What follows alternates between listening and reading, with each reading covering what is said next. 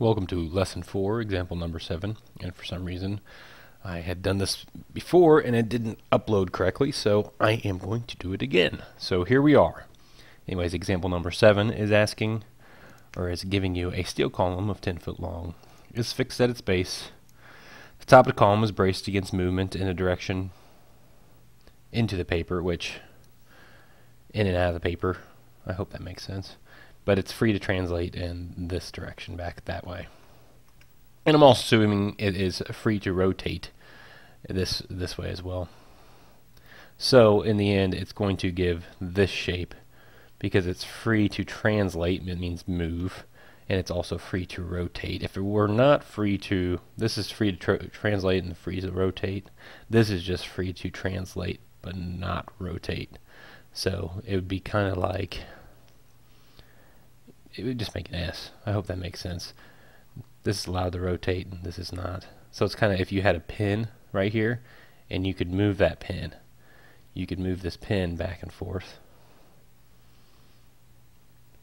And on this case, you had a fixed connection and you can move it back and forth. I hope that makes sense to you intuitively there, or I hope I just gave you that intuition of what we're looking at.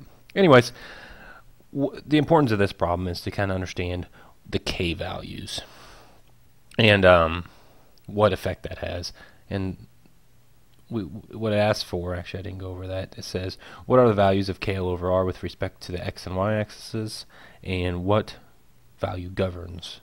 And we know that the higher KL over R is always going to govern. So let's go ahead and figure out what these KL over R's are and which one is higher, and that's the one that will control, and we will be done with the problem.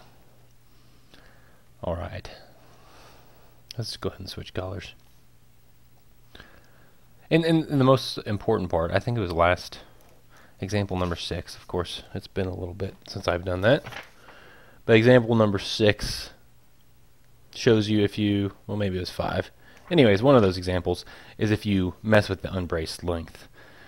If you see if you can brace it at halfway, at the midpoint, it will cut down the unbraced length, and therefore you will, since this is lower, the L it will be lower, then your KL over R will be lower. In this case, we're holding L, which is the unbraced length, we're holding that steady, and we're changing the K to see what effect this K has. And I know they don't really go into a in-depth analysis of how they get these K values, but you can go into an analysis book and they'll have these, how they derive those and where they get those K values.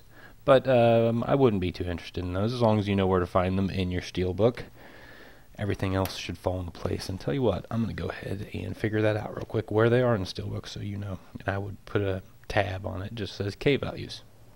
And I had it tabbed, and this, I don't usually use this allowable stress design book, but here it is.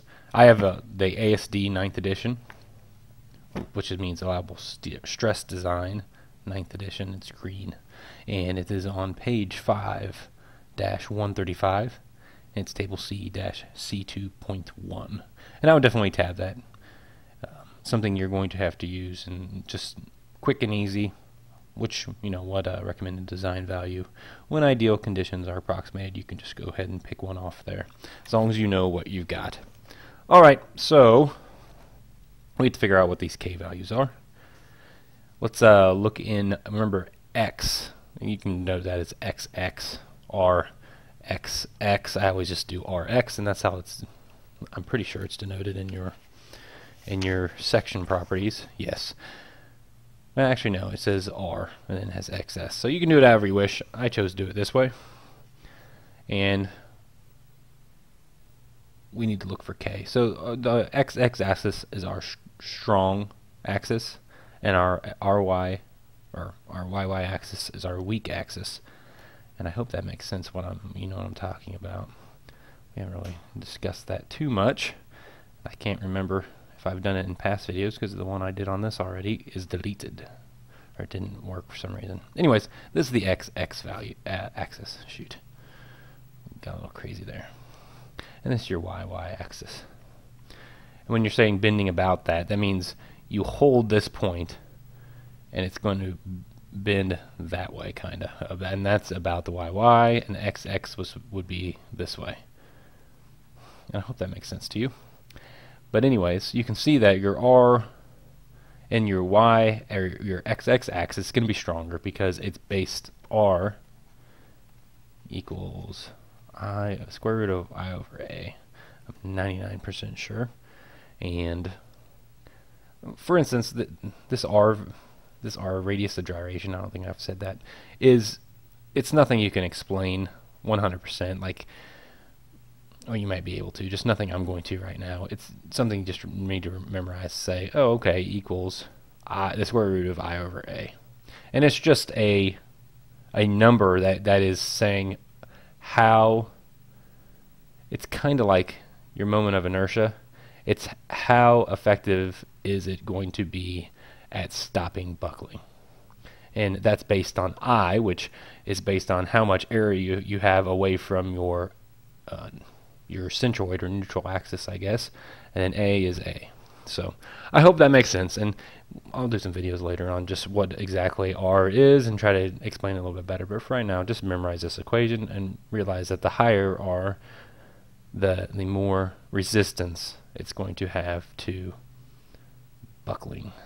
And that's what we're worried about right now. Alright, so our strong axis is our XX. And I hope that makes sense because it's going to be stronger that way. And we're going to see what it is. And you can see in this drawing right here, you can see the two flanges right here and right here on the study guide. And that is your strong axis because you can see the flange. We're looking this way. So you can see the flange, and it says up here we're free to translate in this direction. So that's our strong axis, and we know, I also said free to translate and rotate. I don't know if they made that 100% clear, but that's what I'm taking it as, given the drawing is not showing anything up there. If I were drawing something, I would show some sort of bracing right there in this direction, not that direction.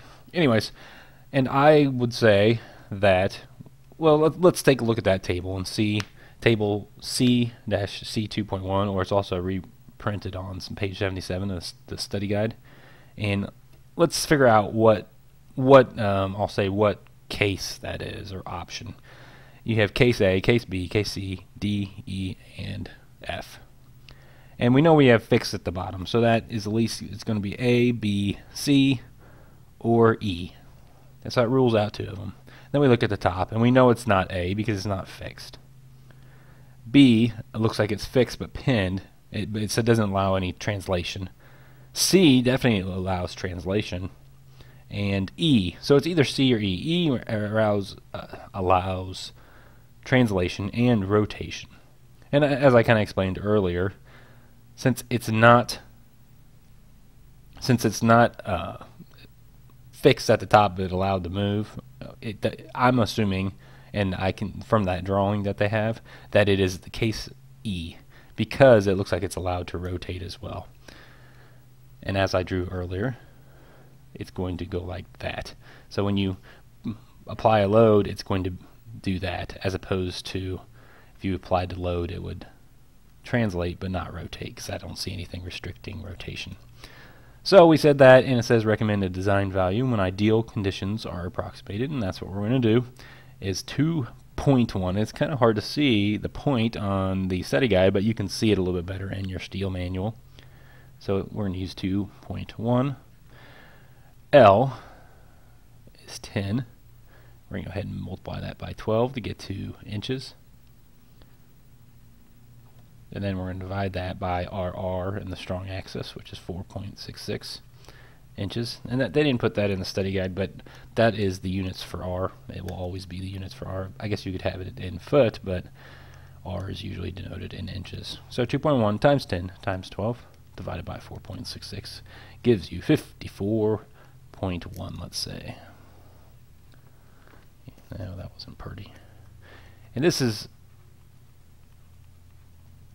unitless, because as you can see, we're going foot. We have inches divided by inches equals unitless. You know, you already got rid of inches. You got rid of inches. You have the K over R is unitless.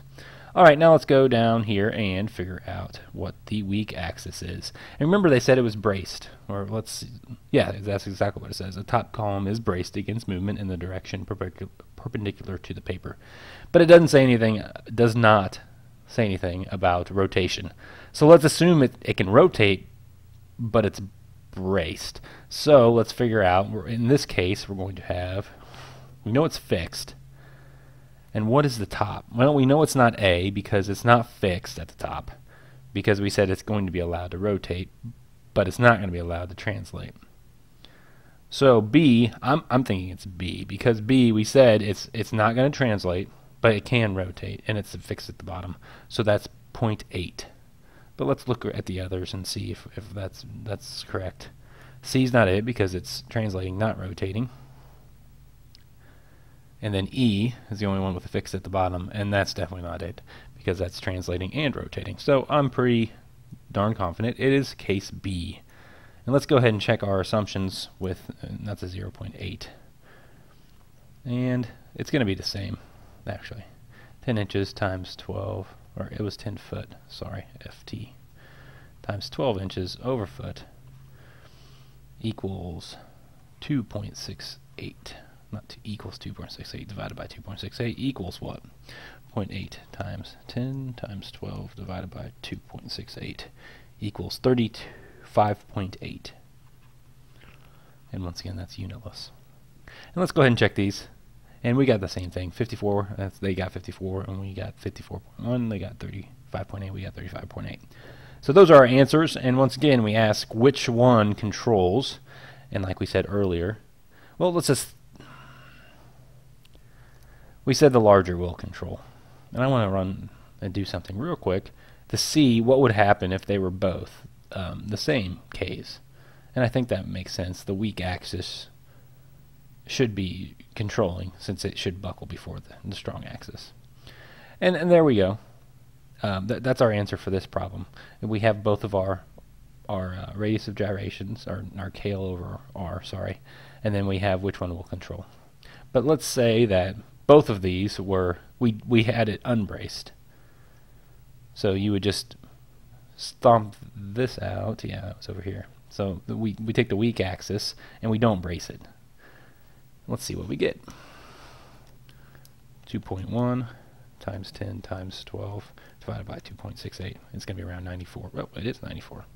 I remembered. 94.0. So now this would control if you didn't brace it. So you can see there are reasons to brace up there. So you can either brace it in a certain way, and you can kind of look at the table and see which ways are more effective for bracing and what will give you the most strength. And you can also see which one, oh, you could do that. So that's one way you can increase strength of one of the side. If your weak side, you could brace it at the top. You could also change your unbraced length. So if you braced it halfway, that would give you an unbraced length of L equals 5. So that's just two ways, and hopefully that makes sense of different ways you can gain strength and give you a better idea of how to design. All right, thanks. I hope this helps. I will see you on the next video.